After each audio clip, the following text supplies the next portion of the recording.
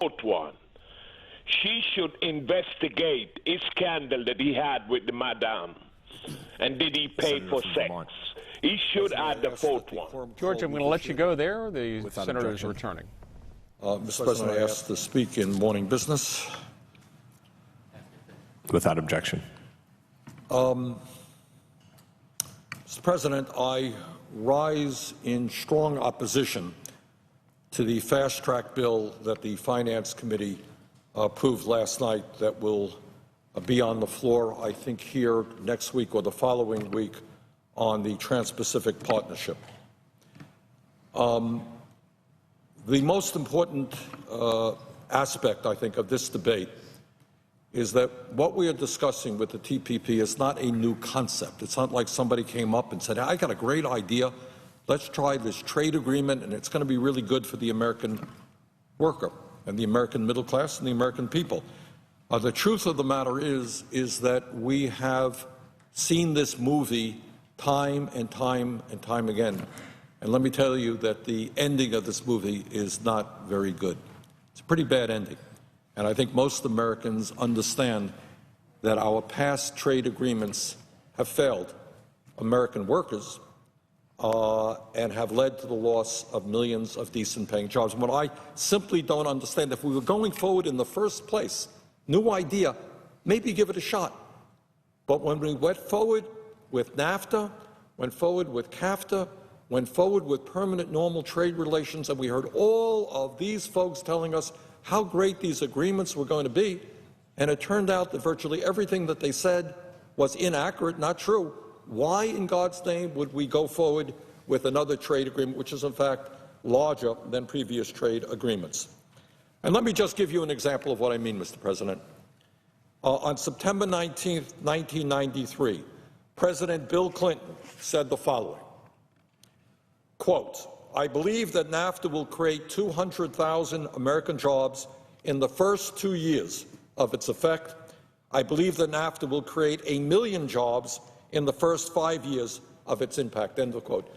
President Clinton was pushing the NAFTA agreement very, very hard, and that's what he said.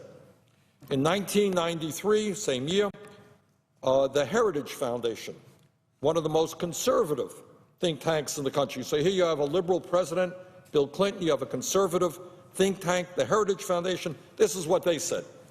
Virtually all economists agree that NAFTA will produce a net increase of U.S. jobs over the next decade. In 1993, the distinguished senator from Kentucky, who is now our majority leader, Mitch McConnell, this is what he said, and I quote, American firms will not move to Mexico just for lower wages. Mitch McConnell. American firms will not move to Mexico just for lower wages. Well, was President Clinton right? Was the Heritage Foundation right? Was Senator McConnell right? No. I think the evidence is pretty clear that they were all wrong.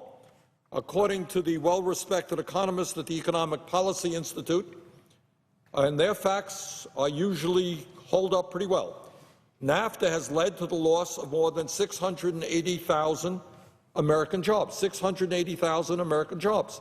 What President Clinton said was wrong. What the Heritage Foundation said was wrong. We lost substantial numbers of jobs.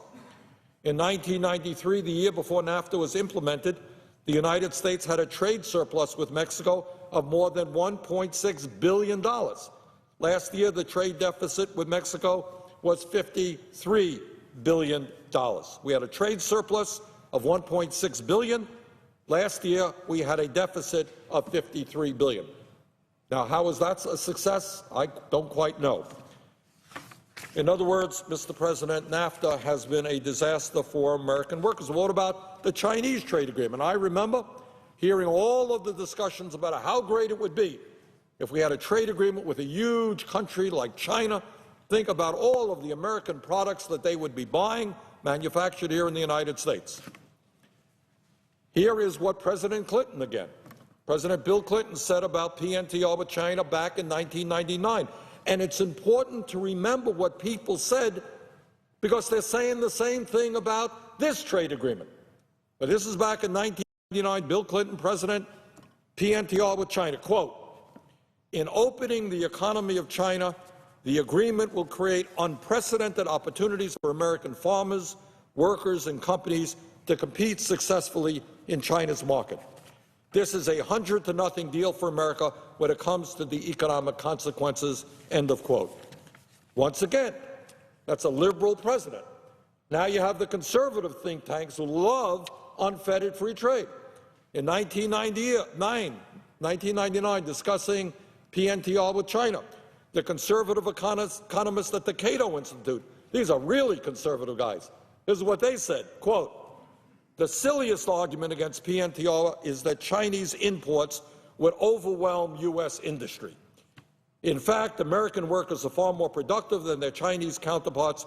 PNTR would create far more export opportunities for America than the Chinese." Well, what can we say about that? Cato Institute wrote in 1999, quote, "The silliest argument against PNTR is that Chinese imports would overwhelm U.S. industry." Yeah, right. So you go out to any department store in America and you buy products. Where are those products made?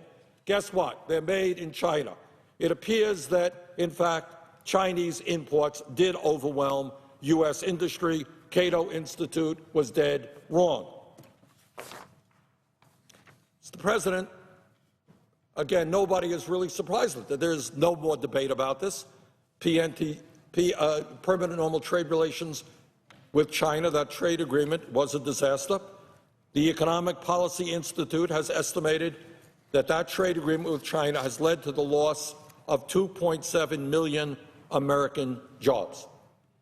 The trade deficit with China has increased from $83 billion in 2001 to $342 billion in 2014. Now, in terms of China, I don't know that the American people have any doubt about it. Every time we go shopping, the product's overwhelmingly made in China. People look at their own towns and their own states. My state, loss of more and more manufacturing jobs. Since 2001, we have lost 60,000 manufacturing facilities in America. Not all of it is attributable to trade. There are other reasons, but a lot of it is attributable to trade. Millions of decent-paying jobs gone. People thrown out on the street as companies move to China, Vietnam, and other low-wage countries. There's not a debate about it. That is exactly what has happened. Corporation after corporation has said, why do I want to pay an American worker $15, $20 an hour? Why do I want to deal with a union? Why do I have to obey environmental regulations? I can move to China, I can move to Vietnam, I can move to Malaysia, I can move to Mexico, I can pay people pennies an hour, bring the product back into the United States. That is what they said, that is what they have done. Major corporation after major corporation has reduced employment in America at the same time as they have increased employment in other countries. And not only is it the loss of jobs, it is the race to the bottom. It is employers saying to workers, look, I'm cutting your health care, I'm not giving you a raise, and if you don't like it, I'm moving to China. Because we got people all over the world who are prepared to work for wages a lot lower than you are receiving. You take it or leave it. And that is one of the reasons why today the typical American worker is working longer hours for lower wages than he or she used to, and why wages have gone down in America.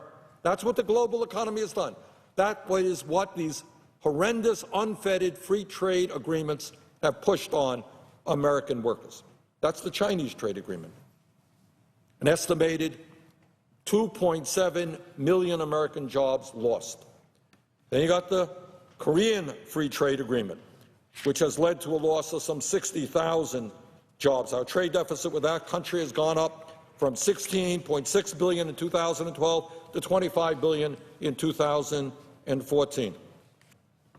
So you have a history here of failed trade agreement after failed trade agreement after failed trade agreement, and people say, hey, we failed, let's do the same thing again, and this time we're really, really, really going to succeed. I don't think anybody believes that.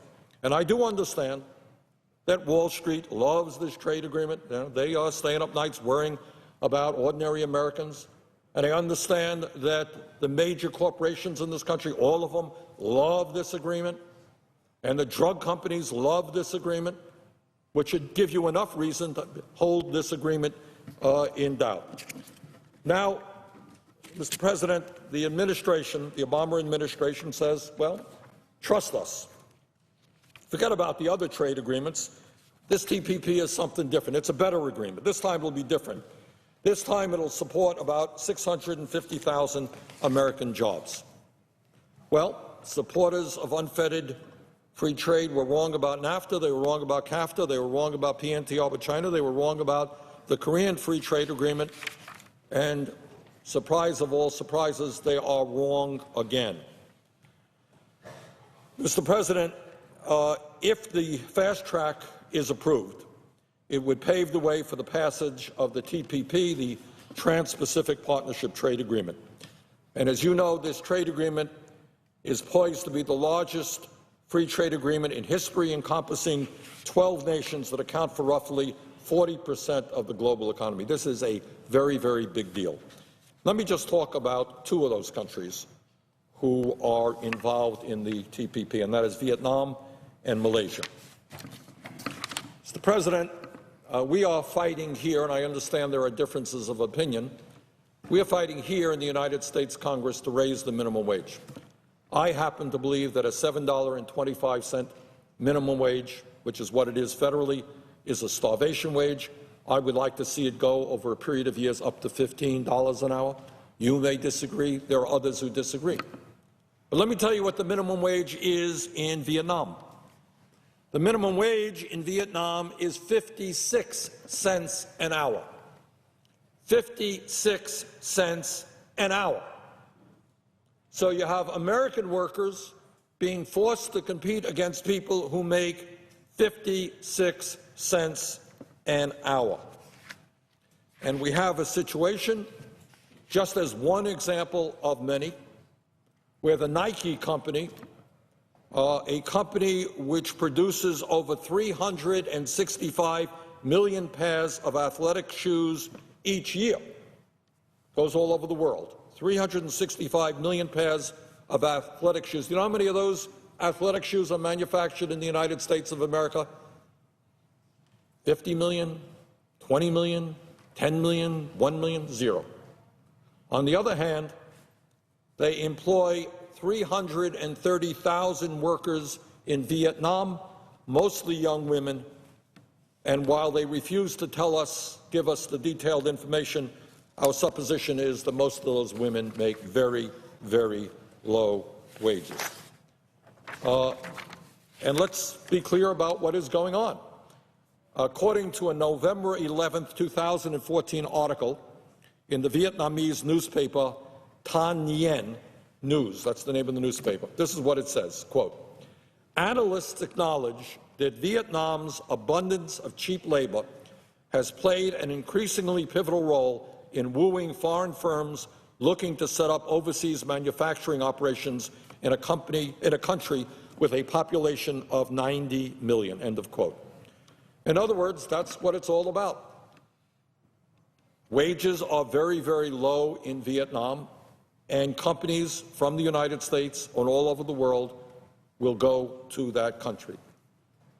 And allowing the TPP to be passed will make it easier for multinational companies to shut down in America and move to Vietnam, and that is wrong. And when we talk about free trade, it's important to understand what is involved. Who are we competing against? Are we competing against Canadian workers whose standard of living is as high or higher than ours? Are we competing against workers in Germany whose standard of living may well be higher than ours? No. You're competing against people who are struggling to stay alive, earning the lowest possible wages that keep a human being alive. Last year, the Human Rights Watch published a report on Vietnam, and here are some of the quotes from that report. Quote, "The human rights situation in Vietnam deteriorated significantly in 2013, worsening a trend evident for several years. The year was marked by a severe and intensifying crackdown on critics, including long prison terms for many peaceful activists whose quote-unquote crime was calling for political change. In other words, in Vietnam, if you speak up, you want political change, there is a likelihood you will end up in jail. Vietnam bans all political parties, labor unions, and human rights organizations independent of the government. Another quote, the authorities require official approval for public gatherings and refuse to grant permission for meetings, marches, or protests they deem politically or otherwise acceptable. Not my point here to beat up on Vietnam. They are a struggling country. They are a poor country who went through a terrible, terrible war with the United States that caused them incredible harm. But when we look at a trade agreement, when we say to American workers, this is your competition, people who are making 56 cents an hour in some cases, people who can't form an independent trade union, people who politically can't stand up and speak out for their rights, is that really appropriate and fair to the American worker? I don't think it is. I don't think it is. Let me say a word, not just on Vietnam, but another country in that consortium of partners in the TPP, and that is the country of Malaysia. And, Mr. President, I would ask unanimous consent to submit to the congressional record a New York Times article of September 17, 2014. Without objection. Mr. President, what the New York Times article talks about is that today there are nearly 200 electronics factories in Malaysia where high-tech products from Apple, Dell, Intel, Motorola, and Texas Instruments are manufactured and brought back into the United States. Turns out that Malaysia is a major center for the manufacturing of electronics, and some of the largest electronics manufacturers in the world are centered or have plants in Malaysia. If the TPP is approved, that number will go up substantially. Now, what is wrong with that? Well, let's talk about what is going on in Malaysia, where American companies in this country and American workers will have to compete as part of the TPP. Well, it turns out that many of the workers at the electronics plants in Malaysia are immigrants to that country and are forced to work there under subhuman working conditions. According to Verite, which conducted a 2-year investigation into labor abuses in Malaysia, which was commissioned by the U.S. Department of Labor. This report was commissioned by the U.S. Department of Labor. And this is what this report tells us. 32% of the electronic industries, nearly 200,000 migrant workers in Malaysia were employed in forced situations because their passports had been taken away or because they were straining to pay back illegally high recruitment fees. According to the New York Times article commenting on the study, 92% of the migrant workers in Malaysia's electronics industry had paid recruitment fees, and that 92% of that group had paid fees that exceeded legal or industry standards defined as more than 1 month's wages. 94% of the migrants did not have their passports when Verite's investigators interviewed them. Let me repeat that.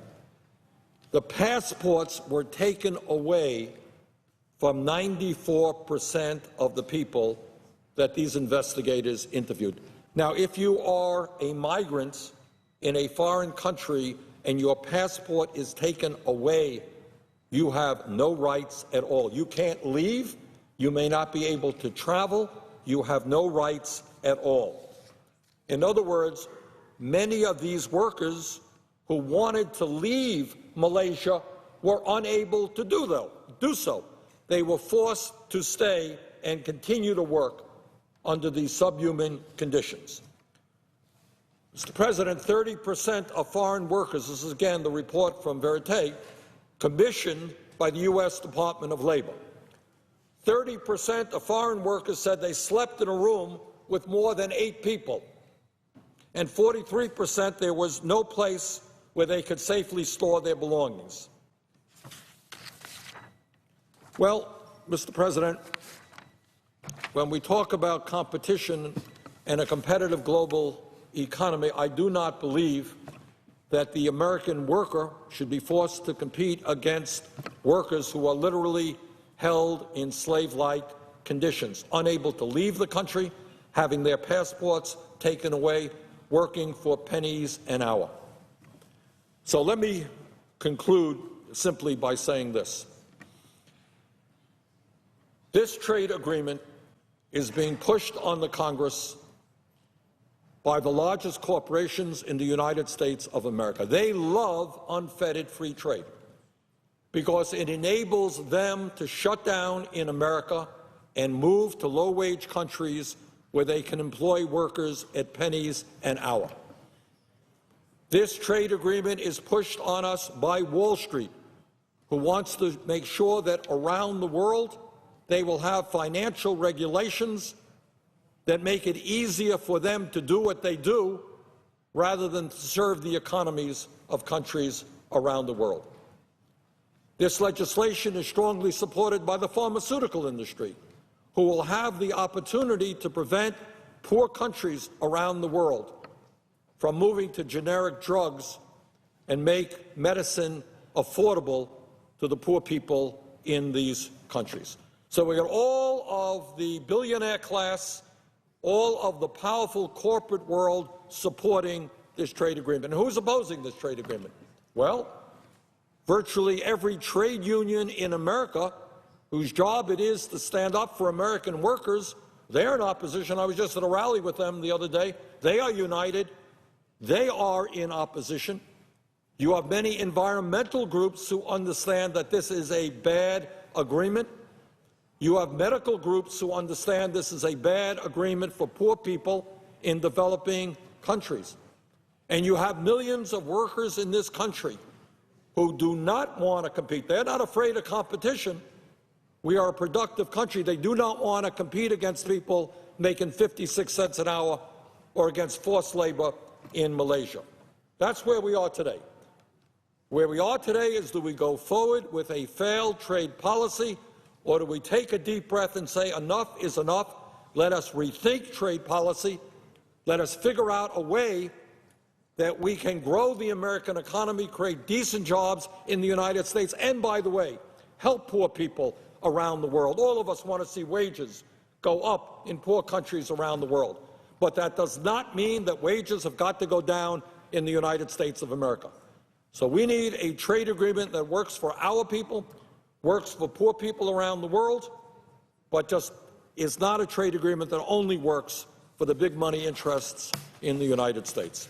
So I hope very much, Mr. President, that the Senate will take a real hard look at this trade agreement, take a hard look at what people have been saying for years about previous trade agreements, and say, we're not going down this failed path anymore. And with that, Mr. President, I would yield the floor. In the absence of a quorum. The clerk will call the roll. Mr. Alexander.